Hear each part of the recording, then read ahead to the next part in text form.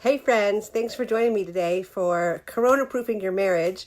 Today we're going to talk about personality differences, and I'm going to cover 3 things that I hope will help you navigate this Corona time of all this together time, because we are at the front end, I think, of being in this all together time where we're together 24/7. And what I will tell you is we have been living, the hubs and I, in a either 240 and now we're at 340 square foot tiny house, renovated RV, where for the last almost 3 years, July will be 3 years, where we have been together all the time.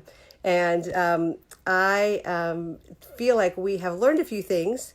And I'm talking to people. Hi, Lynn. Good to see you here. We've learned a few things about this concentrated time and concentrated space. He is a really high introvert, and I'm kind of on the border. I recharge by myself a lot, but I also recharge with people. When you are an author and a speaker, you spend a lot of time alone creating content and writing and studying and reading. And so I love that. But people energize me too.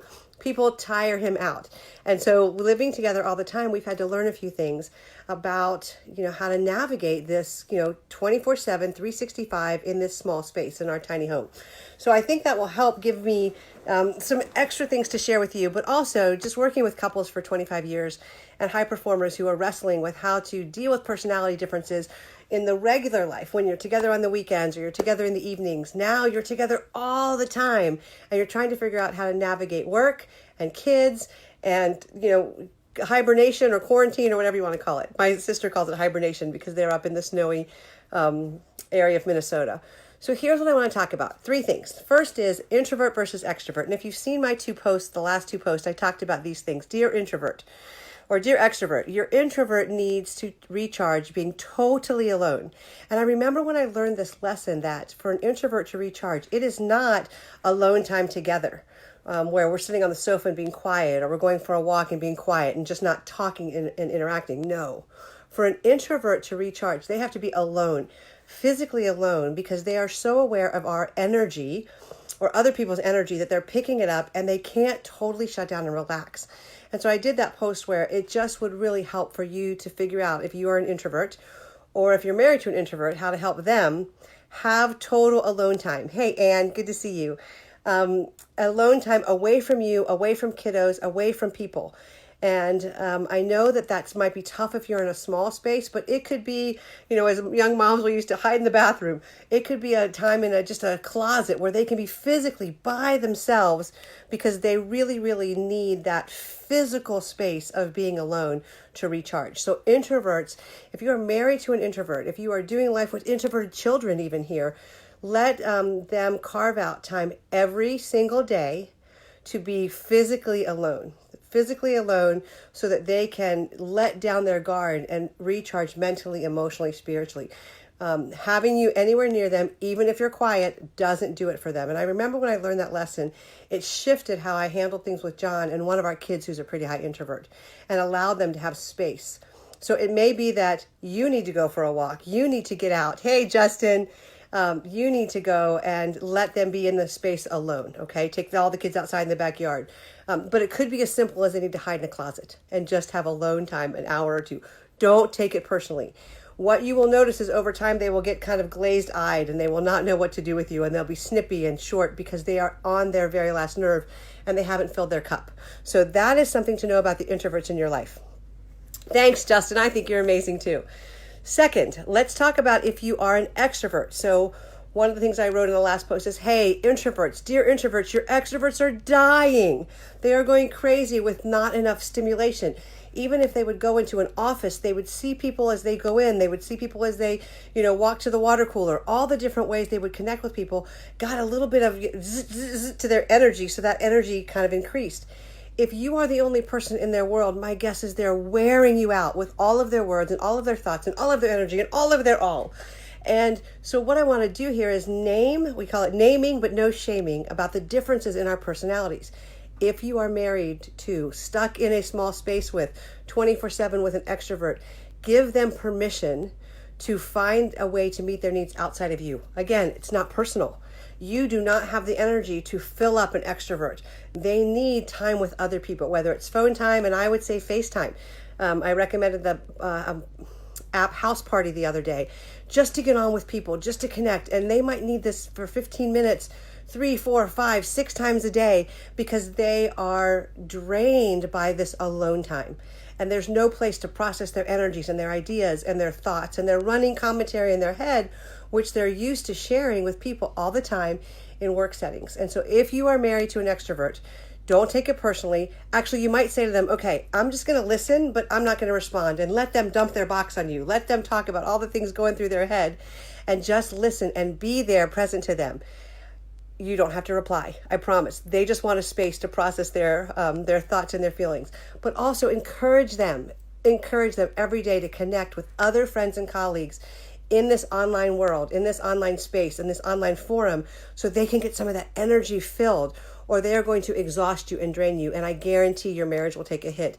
If you have extroverted kids, they may need to play together while your introverted kids are alone. All of this applies to all the relationships in your world. You may have introverts and extroverts on your team. And while we're focused on marriage, this is true across the board for relationships. Introverts and extroverts need to be honoring of the way each other deals with energy input, energy output. Okay, so that's point number 1. Along that same lines, we have people who are verbal processors, and then internal processors. And usually introverts are much more internal processors, and extroverts tend to be verbal processors. So let me go back to what I was talking about with dump your box.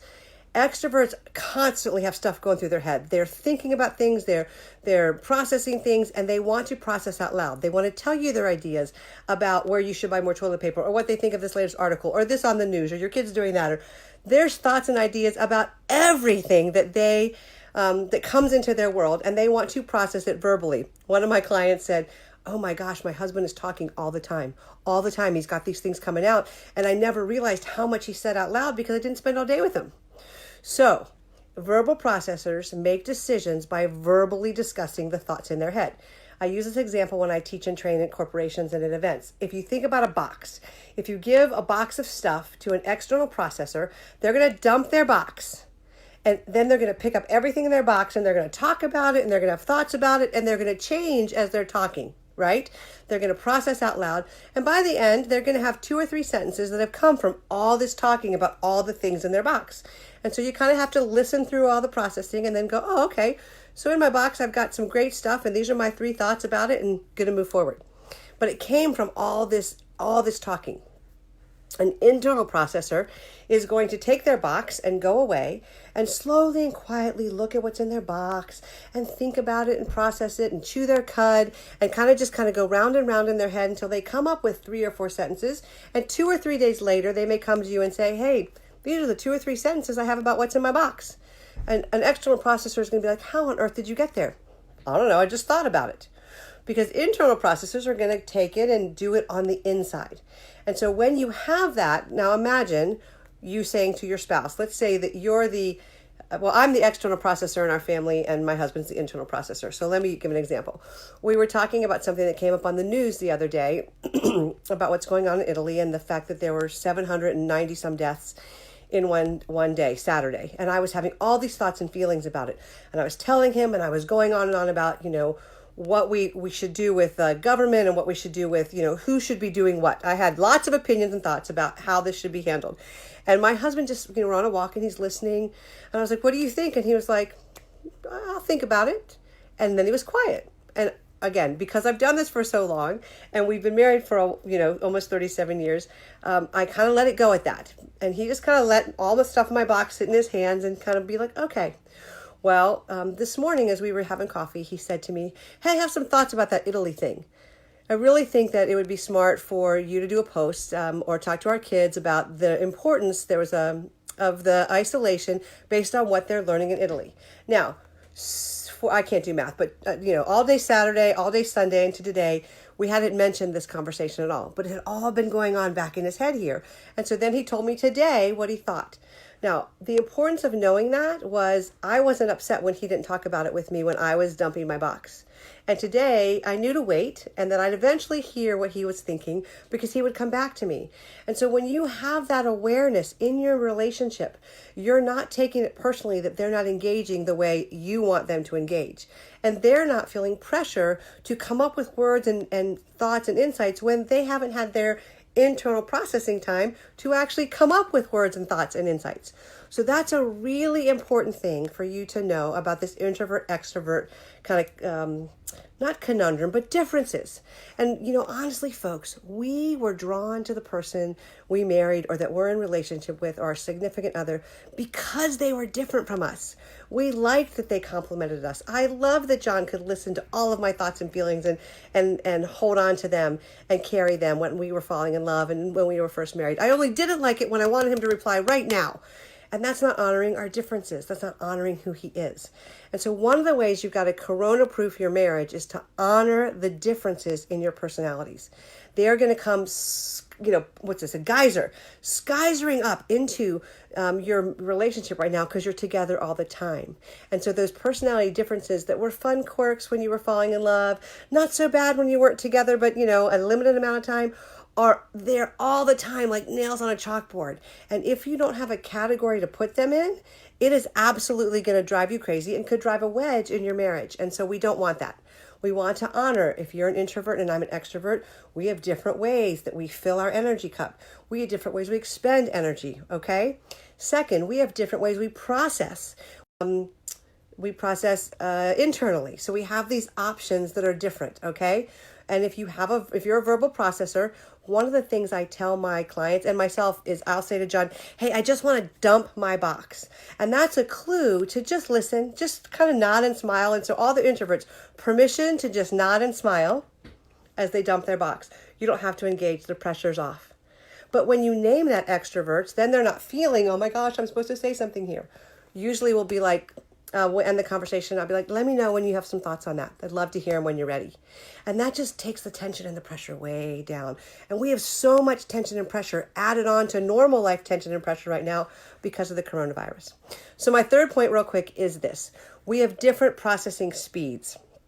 And this is another place that you can understand personalities. About 14% of the population has a processing speed of 3 seconds. Where they'll hear something, they'll process this in their head, and then they'll have something to say in response in about 3 seconds. That means 86%, math is not my thing. 86% of the population processes in 7 seconds. Now, don't for a minute think these 3-second people are smarter. They just have a different wiring. Their circuits are wired different in their brain than the 7-second processors. Just as smart. It's not an issue of smarts or intelligence. It's a processing speed. And so one of the things I tell my fast processors to do is count to 7. Pose a question. And this works with teams, this works with kids, but it especially works in marriage. And then wait 7 seconds before you jump in with the next question or the next idea or wanting an answer, which I've never done, right? I do it all the time. And I'm learning to pause. I have one client who just twists his wedding ring and counts to 7. And he tells me it's the longest 7 seconds every time he does it. But if you give yourself time to do that, you will give the other person time to think and process in their head and then respond, because we do have different processing speeds. That's so important to know. Again, just in general. So let's say you ask a question about the kids. Hey, do you think the kids should be allowed to go outside and play? Or do you think the kids should have to do their homework or their chores? Or, hey, our teenager wants to get in the car and go see his friend. What do you think? And I know for me, I want an answer pretty fast from my husband, and I've had to learn to wait the 7 seconds to let him think, work through it in your head, and then answer the question. And then we can, process that. So he might say, I don't think it's so bad if they drive to pick up takeout, but I don't really think they should get to go be with a friend. And then you can respond, okay, I would agree. How are we going to tell them? Or how are you going to tell them? Because they're going to be mad about that answer. And then again, that other 7 seconds of just allowing people time who are different from us, if you're a fast processor, to take the time to process. My husband has learned to say to me, listen slower. Like I'll say, talk faster, process faster. And he's like, listen slower.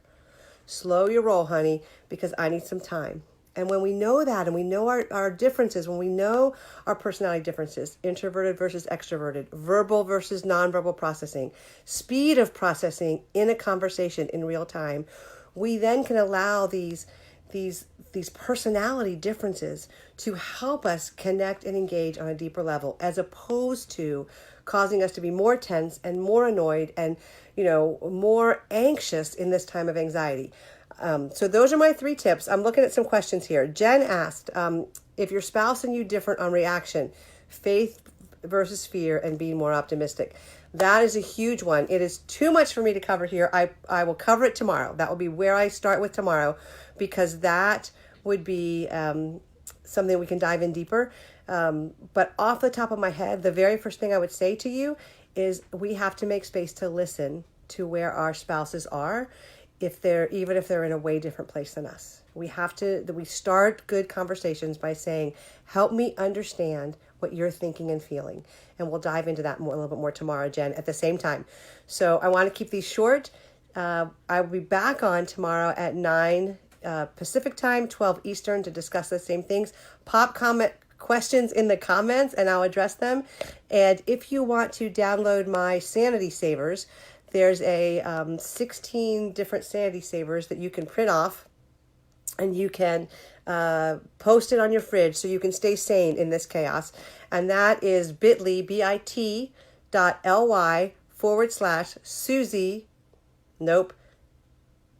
Susie-Sanity Savers, or sanitysavers.susie. I will post it in the comments below and have it ready for you tomorrow. Thanks for engaging with me today. Thanks for being here. Let me know, are you a fast processor, 3-second? Are you a 7-second processor? Are you a verbal processor? Are you a nonverbal processor? And let's get this conversation going, because folks, we're all in this together. We can corona-proof our marriage. We can grow deeper in our relationships with God, ourselves, and others if we use this time to get to know ourselves better, connect more deeply with our spouse, take a deeper breath with our faith, and get through this together, and supporting each other and cheering each other on.